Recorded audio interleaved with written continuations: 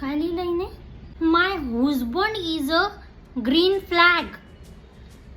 हिन झेंड्याशी लग्न केलंय. अगं आई, ग्रीन फ्लॅग म्हणजे माझा नवरा खूप चांगला आहे, माझ्यावर प्रेम करतो, मला मान सन्मान देतो, प्रत्येक बाबतीत माझं मत घेतो असं. आणि रेड फ्लॅग म्हणजे काही चांगला नाही बाबा माझा नवरा, काही मला भाव देत नाही, कुठल्या बाबतीत माझं मत विचारात घेत नाही वगैरे. तुझ्या पप्पांमध्ये तर दोघी झेंड्यांचे गुण आहेत.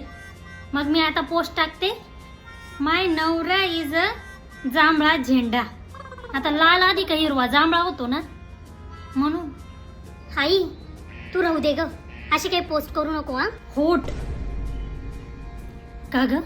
या सोशल मीडियावर तर डायरेक्ट तोंडावर लोक कमेंट करतात बाई, ही बाई किती गरम डोक्याची. आणि लगेच तिथे लोक हॉट लिहित आहे. तिथे हॉट म्हणजे गरम डोक्याची नाही, हॉट म्हणजे सुंदर.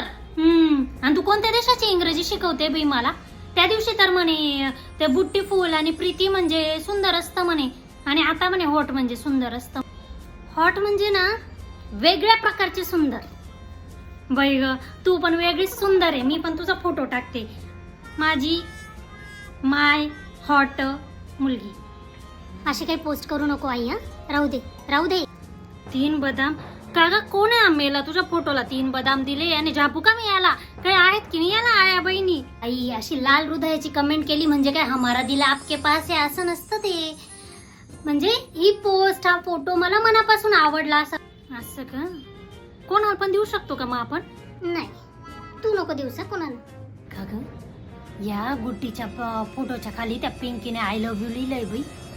ते आजकाल मुली मुली लग्न करतात तसंच काही तर मॅटर दिसतंय मला. हा आई, आय लव्ह यू म्हणजे मला तुझ्याशी लग्न करायचंय तो काळ कधीच गेला. इथे सोशल मीडियावर कोणी पण कुणालाही आय लव्ह यू बोलतं, काय अर्थ नसतो त्याला फारसा. एवढं सिरियसली घेऊ नको तू. आय लव्ह यू ला काहीच अर्थ राहिला नाही आजकाल. हा, तुझ्या पप्पांना पण बोलू शकते मग मी.